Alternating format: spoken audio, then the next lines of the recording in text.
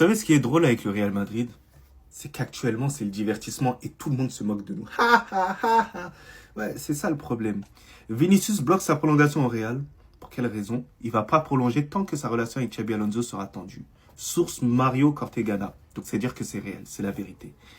Et moi, j'en veux énormément à Xabi Alonso parce que le fonctionnement qu'il a eu avec Vinicius face à Elche, il est pitoyable, misérable. Comment c'est possible de le mettre sur le banc, bordel de merde, et de mettre Rodrigo là sur le terrain?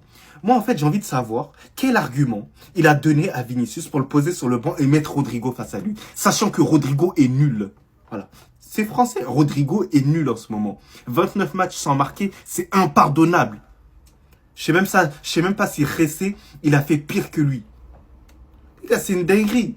Faut se rendre à l'évidence au bout d'un moment. Alors oui, les joueurs, ils seront toujours en dessous de l'institution, il n'y a pas de souci. Mais il y a un minimum quand même. Je trouve que Xabi Alonso a énormément de lacunes en termes de management. Et on sait très bien qu'au sein du Real Madrid, c'est pas vraiment le meilleur tacticien qui va réussir.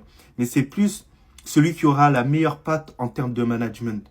Et moi, je trouve qu'il a beaucoup de lacunes sur ça. Voilà, il frustre les joueurs. Et les joueurs, au final, ils vont partir. Sachant que Vinicius, il a un certain statut au Real Madrid où il faut le faire comprendre certaines choses. Alors oui, le comportement qu'il a eu lorsqu'il est sorti pendant le Classico, c'était pas le bon. Mais en soi, Vinicius, il avait pas tort. Il avait pas tort.